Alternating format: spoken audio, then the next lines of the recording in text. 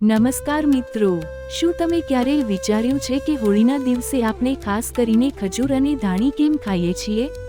શું આ માત્ર પરંપરા છે કે પછી તેની પાછળ કોઈ આધ્યાત્મિક, વૈજ્ઞાનિક અને આરોગ્ય સાથે જોડાયેલું રહસ્ય છે? આજે આ વિડીયોમાં આપણે જાણીશું હોળી પર ખજૂર અને ધાણી ખાવાની પરંપરા પાછળનું સાચું કારણ. વિડીયો અંત સુધી જરૂર જોવો, કારણ કે અંતે હું તમને એક ખાસ વાત પણ જણાવવાનો છું. હોળીનો તહેવાર શું સૂચવે છે? હોળી એ સારા પર ખરાબની જીતનું પ્રતીક છે. આ દિવસે આપણે પ્રહલાદની ભક્તિ અને હોલિકાના અહંકારના દહનને યાદ કરીએ છીએ. હોળી દહન એ આપણા જીવનના નકારાત્મક વિચારો, અહંકાર અને પાપોને અગ્નિમાં સમર્પિત કરવાની પ્રતીકાત્મક પ્રક્રિયા છે.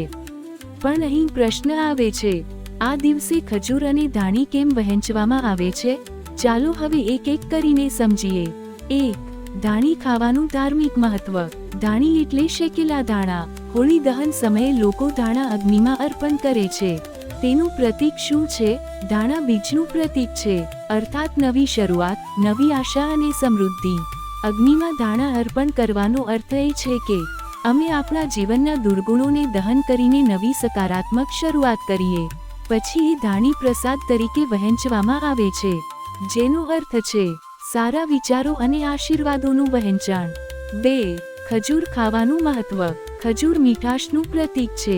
હોળી એ સંબંધોમાંથી કડવાશ દૂર કરીને મીઠાશ લાવવાનો તહેવાર છે. ખજૂર ખાવાનો અર્થ છે જીવનમાં મીઠાશ, પ્રેમ અને એકતા જાળવવી. 3. આયુર્વેદ અને વૈજ્ઞાનિક કારણ. હોળીનો સમય ઋતુ પરિવર્તનનો હોય છે. શિયાળાની ઠંડીથી ઉનાળાની ગરમી તરફ શરીર બદલાય છે. ધાણા શરીરને ઠંડક આપે છે, પાચન તંત્રને મજબૂત બનાવે છે. ખજૂર ઉર્જા આપે છે, ઇમ્યુનિટી વધારવામાં મદદરૂપ છે.